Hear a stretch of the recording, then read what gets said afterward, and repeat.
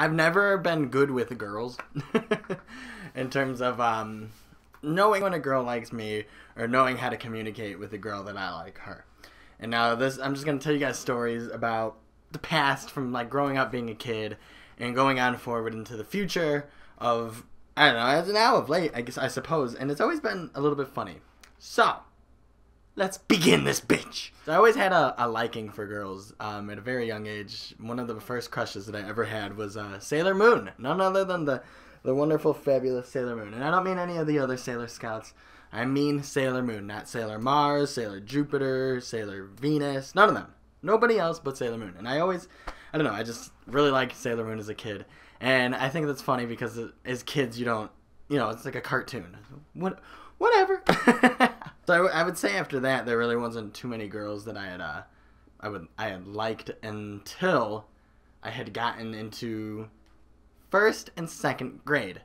Now I would say first grade I kind of dibble-dabbled in girls that were around my school, but there wasn't any really crushes or anything. But I would say that my first crush more than likely came about in the second grade, which now that I'm thinking about it, that might be a little bit older than I had originally thought. I thought it was like I was like 4 or 5, but no, I would probably say second grade. I was in a class, Miss Doty's class. I don't know her name now. She got married or something, but I was in Miss Doty's class, and there were these 2 girls that I liked.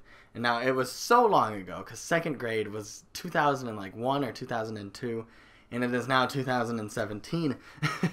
And I had liked these 2 girls, and I believe their names were Jasmine and Christy, I believe. And I never really told them or anything. And I remember being like a weird kid about it too. Like I would tell my friends, like, I think that I like Christy, or I think that I like Jasmine. And it's kind of devastating as a kid because you have all these built up emotions, and you don't know what to do with them really. So they kind of just stay there, and you never, unless you actually act on it, and you're scared to ask your parents, and you're scared. I don't know. It's just a lot of stuff. I can't articulate how you feel as a kid, But I remember not ever bringing it up to my parents or really bringing it up to any friends. I just remember saying, like, I've seen in TV shows and everything what a crush is, or at least what the idea of a crush is. And I think, personally, that I have a crush on Christy or Jasmine. Anyways, I remember that I told this one kid, and I can't remember his name, but I told him that I liked Christy, and it was during lunch. And I remember that specifically, it was one of those things like, please don't tell her, please don't tell anybody. But of course, as school goes, he went ahead and he did actually tell people. And then the rumor really spread, and then Christy would never talk to me after that. Like, she didn't want to be anywhere near me or speak to me, even, honestly, like, make eye contact with me, which is kind of heartbreaking for just a kid in second grade. Like, at that age, I had to have been, like, 7 or 8. And that's heartbreaking, honestly. And so emotions kind of subsided, and then I didn't think about Christy too much, and then I started thinking about this girl, Jasmine, and I was like, wow, Jasmine's really cute and sweet. And she was like this tiny, I think she was Hispanic or some sort of Asian. I know that sounds racist that I can't think of it. Whatever, I don't give a shit. I can't remember. She was short. She had long black hair. And she was really cute. And I remember I was like, man, I really like Jasmine, but I'm not going to tell anybody this time because I'm not making the same mistake. So instead of telling anybody, I told absolutely nobody. Not even Jasmine. Not any friends, not any family, not the girl that I liked. Which is just an emotion that got bottled up because I didn't want to get made fun of again for liking a girl, which is kind of weird because that's normal to like another human being, So I think I was a little bit chubbier, or maybe not too chubby, but at least I felt chubby. I don't think I was chubby. I think I started to get chubby once my parents separated in the 4th grade. Pretty sure, at least. But at around that time, I still had a little bit of self-esteem issues because of the whole Christy thing and because of just everything that was going on. So like I said, I never actually confronted Jasmine, but I remember during recess, I would sit on the bench and I would just watch her play instead of playing myself like a loser because I didn't really have too many friends. The friends that I made in kindergarten and 1st grade kind of moved away, and everybody else kind of just didn't really talk to me too much. I can't think of any great friends that I had throughout elementary school besides my friend Paul, who didn't go to the same school as me. So I would watch Jasmine play during recess and all that nonsense, and then 2nd grade was over, and that was about that. I don't really know what happened to her. I don't know if she moved away. I think she stayed in school with us for a while, but stopped crushing, or at least the emotion was put in and not dealt with for so long that it kind of just subsided, which is sad, I would say. I think that's sad. And then third grade came, and I don't think there was really any significant crushes, or really I don't think there was any at all. Most people in my class that year were kind of assholes or mean to me. That was the year that I kind of started getting, I'd say, a little bit of man titties, to say the least. And I remember I was sitting there, and I had like a tank top on, and I was sitting under the desk with this one girl, Shakita, and then there was another girl there. I think her name was Alexis Bennett. I did not say that last name. I bleeped it out. I remember my shirt was down, so I was kind of like leaning like this, and gravity takes toll. And what it does is it pulls your titties. And so my boobs were just a little bit. They weren't big, but I had a little bit of boobs. And they were like, oh, hey, look, Nick has boobs too. That hurt my feelings. It did. But it is what it is. So third grade came and went. And then fourth grade came and went. And there was not really anybody in fourth grade that I liked either. And then fifth grade, I started noticing some girls. There were some teachers that I crushed on. And there wasn't really too many people that I liked in fifth grade either. Not that I can recall. I do remember, actually, in fifth, sixth grade-ish, there was this one girl. And I cannot, for the life of me, remember her name. Not at all. I can't remember her name, but she was really weird. And she didn't speak too much, and I liked her. I don't know. I've always liked weird people. I don't know fucking why. And then around the time of 7th and 8th grade, I would say, seventh and 8th grade, there was definitely a lot more. That's when I really started to be like, you know what? I'm really starting to crush on people. And I remember there was this one girl named Karen who I really liked. She was extremely sweet. And I even made the lie, if my cousins are watching this now, I told her that I was dating her. And that she was my first girlfriend, and I was super excited. And it kind of sounds sad now that I think about it, but I never dated her. I never did anything. I just felt weird being like, man, I'm in 8th grade and I don't have a girlfriend. Man, I'm such a loser. And that wasn't the case. You know, it's not. You're not a loser. That's, like, honestly, if you're any age, it's not weird to not have someone with you. Like, if you're just focusing on yourself, it's not a bad thing to be single. Trust me, it isn't. It's okay. You don't have to rush out and get a girlfriend or get a boyfriend or get just a partner in general. It's fine. It's fine. Calm down. I know being alone sucks sometimes, but it's fine. Calm the titties. So yeah, I told my cousin that I liked that me and that girl Karen were dating, and then I told her like, oh, we decided to break up. And like, I've always crafted lies so meticulously, and that's always been a problem of mine, is worrying about what people think about me or trying to make people think good of me. So I'll craft a lie so, like, such a big lie, just a web of lies, and I like make a world around them, and it's never been a good thing, but it's always been just a habit of mine, I suppose. And then once you get stuck in that kind of lie, it's almost impossible to get out. Except for telling the truth, I guess. So finally, after 8th grade, I got out of Brookwood, which is where a lot of the bullying happened, a lot of stuff. And I never got, like, beat up or anything like that. So don't get me wrong. It's not like, oh, noogie, beat up. Like, I would just say bullying in terms of more emotional rather than physical. It was more of, like, oh, hey, no one likes you, you're a piece of shit. Emotional bullying. But never anything that I wasn't able to handle. Like, I've always been pretty headstrong. So none of it actually, I would say, super affected me. It was just like, wow, you're a dickhead, and I'm going to remember you for the rest of my life as a piece of shit. Pretty much that kind of bullying. Nothing that really affected me. So when high school started, it was really, really, really bad of me. But there was this one girl that I liked, and her name was Becca. And she was like the mayor's like granddaughter or something. And my mom kind of knows the family too. But I never said that I liked her or anything. And I never told her that I liked her. Because once again, there was still that dumb, insecure like idea from the 2nd grade about Christy that, man, if I tell her I'm going to like her, she's going to make fun of me, and everyone's going to make fun of me, and they're going to be like, oh, there's Nick, the guy who wanted to ask out, or the guy who tried to ask out Becca, and he got declined, and he's such a pussy. And, like, that really, I mean, would that really happen? I don't think it would. She fucked up my hair, that haircut lady. I'm going to go in there and cunt punch that bitch. So I never asked out Becca freshman year, and I never asked out Sam or any other. There was, like, 5, 6 girls that I really liked. And I never asked out any of them. And I actually failed freshman year because of that. Because I was so, like, focused on, like, man, how could I get, like, just a girl to ask me out rather than asking out a girl. I don't know. It was kind of silly. I remember I was in Michigan with my cousin Alana, the same one that I was talking about earlier.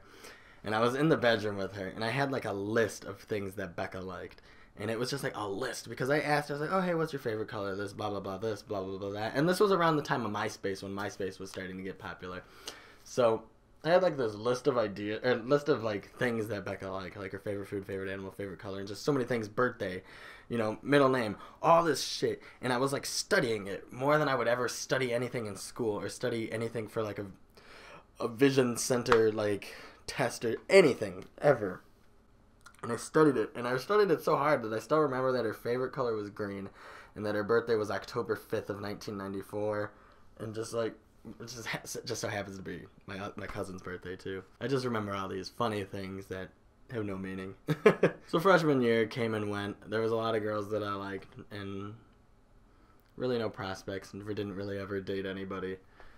And then sophomore year came, and I went to the RCIA, which is pretty much CCD for Catholic, so you can actually become a confirmed Catholic, but for more adults. And since I wasn't really a kid anymore, I was more a teenager, that I went into the RCIA with the adults to become a confirmed Catholic, because I was supposed to a long time ago, but things got in the way, and I was busy. My dad was a single father. So in the RCIA, there was these two Mexican brothers. Can't remember their names. I think one of their names was David, but I don't remember the older brother's name. And we got along great. Like, we were, like, best of buds and everything. And David was such a horn dog. Like, he just loved women to death. And he's always like, oh, man, look at that girl over there. And I've never been that kind of guy who would be like, yeah, look at her. Like, I always feel like it's disrespectful to just talk about a woman like that. I know it's weird because, like, between guys, you would think, like, yeah, Nick, just say she has a nice booty. But I've always been like, I think I've gotten a little more out of my shell now. But before, I would never, ever talk about a girl. And so he kind of helped to get me out of my shell a little bit. And we went to the spaghetti dinner. And because we were part of the RCIA, we actually had to host the spaghetti dinner. So we were giving out like garlic bread and like spaghetti and all this stuff. And then there was this girl who came to the church with her family. And she was really cute. And I told him, I said, man, she's cute. I think I like her. And the fucking guy forced me to go ask her out. So I did. I never really liked making too much of a scene apart from embarrassing myself in public. But apart from like arguing with someone outside in public, I never really liked to do that so much. So honestly, if you're with me and you grab me by the shoulder and you tell me to come with you, more than likely, 100% of the time, I'm probably going to come with you. I'll never be like, fuck you or get off me. I'll probably just come with you. That's kind of dumb. So he brought me up to this girl and he was like, go ask her out. And I was like confronted. She turned around and she saw me. And so I did the dumb thing. I was like, hey, you seem really cute and sweet, and I was wondering if maybe I could call you sometime. And I was like, oh my fucking God, I did it. I actually asked this girl out. I cannot believe it. I am so proud of myself. And she was cute. She was this Mexican girl. She had long, black, flowing hair, and she was good. She was cute. She told me no. She said she had a boyfriend, which I doubt she did. I was like, bitch, you like 14. You ain't got no boyfriend. She might have, but So she told me no, probably because I was a little bit chubby. I wasn't like grown into my face as much yet. I had like round ass cheeks and shit. But I was proud that day, you know. It was like I kind of got over my fear a little bit. I went home. I remember telling my dad, like, it was a really good spaghetti dinner, Dan. It was really good, and not because I gave out spaghetti and helped people in the Christian sense, but because I asked out a girl. So I remember carrying that around with me like daily for like a week or two, maybe even a month, thinking like, oh yeah, I'm a man now. And like, really, is that really something that constitutes being a man? Absolutely not. So then I lived, I would say the rest of my high school career not dating anybody. Ever. Not even really contemplating asking out girls, because I don't know what happened. All the progress I made that day was inevitably lost upon just I wouldn't say self-hatred, but self-insecurities and all that stuff. Until senior year came. Senior year was a doozy and a half. So that was the year that I was like, oh my God, I'm a senior in high school. I need to get a girlfriend before it's too late. Before it's too late. How am I ever going to get a girlfriend outside of high school? I don't socialize. I don't go places. I don't go to parties. I don't have friends besides Paul. I don't do anything. So I need to get a girlfriend now. And I knew that I was going to be moving up to Outgrove Village from Glenwood. And I was like, if I don't do this now, it's over. There's no hope for me. It's done. I'm going to be single for the rest of my life until I inevitably die. So there was this one girl I like. I can't remember her name. I'm a terrible person. She had like blonde hair. It was kind of like Justin Bieber-ish, I guess, but a little bit longer. And part of it was dyed pink. She was really fucking cute, and I saw her every morning, and I never had the heart to ask her out. Never had the heart to ask her out because I'm an idiot. But I was just like, I remember I was friends with her on Facebook, and I was like, oh my god, I really like this girl. And I would sit up at night alone in my basement because I'm weird. Should be in bed, but I'm on the phone with my dad. Or I'm not on the phone. What? Refreshing and trying not to stumble over my own words. My dad's upstairs sleeping, or he's not at home. He's like staying somewhere, and I'm home alone because my brother's in the military. So I'm home alone in the house, typically speaking, just sitting there on Facebook, just like looking at photos of this girl because I like her, and I'm weird. I don't know if that's a weird thing or if other guys have done that, but if you like a girl, or maybe if you're a girl and you like a guy, if you're a guy and you like a guy and a girl, you like a girl. I don't have time to get in logistics of shit, but if there's somebody online that you like, I would say you typically go and Facebook stalk them. Like, I would say it's a fair thing. It's not, like, creepy. It's not like I sat there and, like, all night. You know, I didn't do that at all. I just sit there and look at a photo and listen to some Clutch, because Clutch is a good band overall, and they have some great music. So, yeah, that was that. And, never asked her out. But in the meantime, there was this one girl who I was messaging on just text messaging. And I would say this makes me more look like a bad person than anything. So I met this one girl on Xbox, and her name was Megan, and she was from Texas. And Megan was a little bit weird, like she had some problems, but she was definitely a very beautiful girl. And at the time, she was 17. I think I might have been 18, or I might have also been 17. We were around, like, right around the same age. I hope, and I was being catfished by an old man who wanted to fuck me in the anus. I don't know, but so pretty much me and her would text back and forth, and I met her on Xbox, and I had this cool idea of like constructing, like, oh, how about we make a story together? How about, like, I text you like 2 paragraphs of a story, and then you go ahead and text me like a paragraph or 2 of a story, and we'll just build this world together. And I thought it'd be sweet and romantic, and we weren't dating or anything, we were just friends. But she really was so horny all the time, and I'm never about that sex life like that. Like, I've never been too much of a sex person. Like, I'd rather snuggle than do you. And so she basically was always trying to slip in sex stuff in there. Like, oh, and then as we're laying by the bonfire trying to escape the zombies, like, you pin me down, and then I'd be like, oh, but then a car drives by and explodes, and we have to get in the RV and drive away really fast. And I always tried to dodge it, but eventually, like, that ended, and I kind of feel bad about it because I pinned her off. I told her, like, look, I can't date you. I just can't do it. I have a girlfriend, which I didn't, but I was just scared, I think. So I asked my friend, I'm not going to name him because I don't want him to get a bad rap, and it's not Paul, so calm down. It's a great friend who's still a great friend from high school. And I asked him, I was like, look, dude, can you please date her?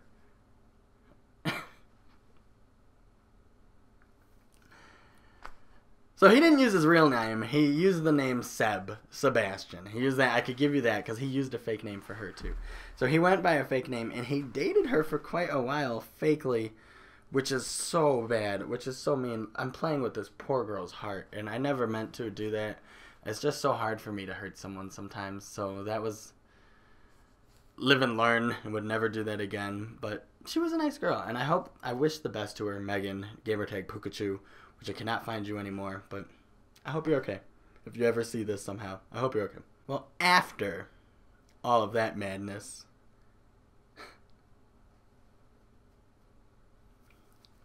there's this one girl that I really liked. And this was senior year, near the end of school there. I'd say with the last quarter or 2 of my high school career. And her name was Sabrina.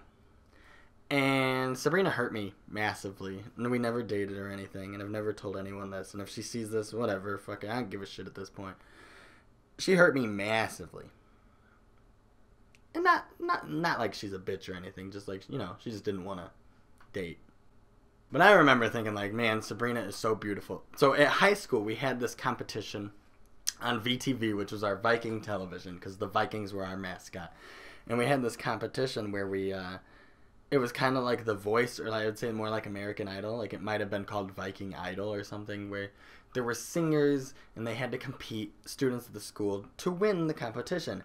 Well, anyways, that was the first time I saw her, because she was like a freshman or a sophomore or something, and I was a senior, so there was a bit of an age difference there. So I was watching the VTV in Mr. Barron's classroom, economics, senior year, and she comes up on the TV, and I remember specifically she was singing the song by Adele, Rolling in the Deep, and I was like, wow, she's beautiful. She had like bright red lipstick on, and she was this tiny little girl. Like, she was probably like 1'3".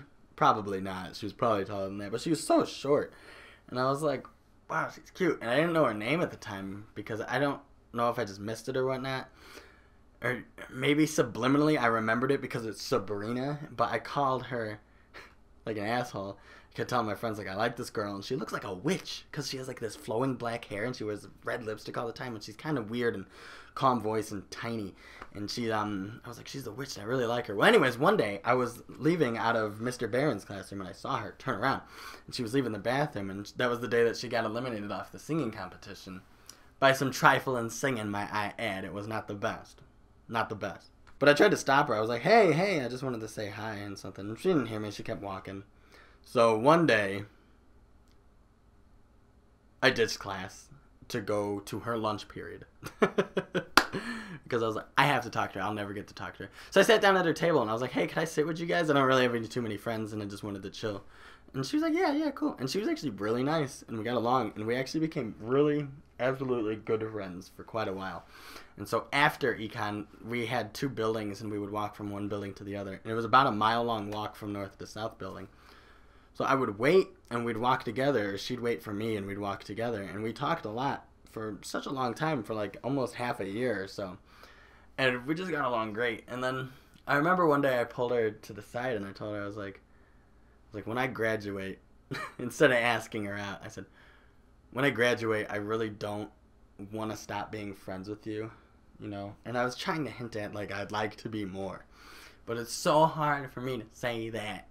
And I don't think I said it, but she was like, yes, I'd like that too. I think, you know, something. So anyways, I got her number, and then I went to her house, and I would say, I don't know in the eyes of her, but for me, I'd say that was my first date ever. Because I dressed up, and I went to her house, and I expected a bit more out of it, but it was definitely nice. I sat down, we watched the first Captain America. This is my first time watching anything ever in the Marvel Cinematic Universe. And she has like 7 siblings, and so they were running around being crazy, but the popcorn was on point, and it felt right. And then before we left, I really, and then the night closed to an end, I really wanted to hug her, but I didn't. I don't know why I didn't. I know we probably would have never ended up together, but I just think that would have been nice, you know? Something to just be like, at least I got the hug of this person once. But instead, I ended up asking her out, and she was like, I can't date you because you're older than me. By a fair amount of years, I would say, and she said her parents wouldn't let her. And I believed it, and you know what? I still think I believe her, because deep down inside, part of me believes that she definitely felt similar feelings towards me. And I could be wrong. It could just be something she said to be nice to me. Don't get me wrong, that's a possibility. But I like to think, because it makes me feel better, that she definitely did have feelings for me. Because I remember she didn't respond for a while, because she was like definitely emotional. And I was probably being a bit crazy in terms of texts and calling. But then one day she texted me back. She was like, you don't understand how hard this is because of how important you are to me. And then I was like, well, there you have it. I do matter. On some level, on some small level, I have to matter to her. And so I moved up to Elk Grove Village, and then that made it impossible to see her.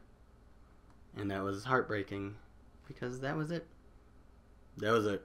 And when Nick gets hurt, Nick does one thing and one thing best. He unfriends you from Facebook and then regrets it for the rest of his life. I always thought love was funny, because it's one of those things that are like, man, this is the one. I found her. We're going to get married. We're going to live the rest of our lives together. And I feel like every guy does that. Maybe not every guy, but I feel like I've done that with, not to diminish relationships where I did spend a lot of time with people. But I feel like I've always done that. I'm always like, this is the girl, and I love her to death, and I'm going to marry her and spend the rest of my life with her. And I think I've thought that about a lot of people. Even people, there's been girls who I've never had a conversation with.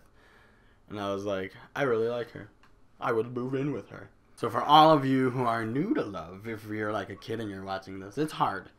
Love is hard. So be prepared to get in there and love with all your heart and have it ripped out of your chest. Be prepared.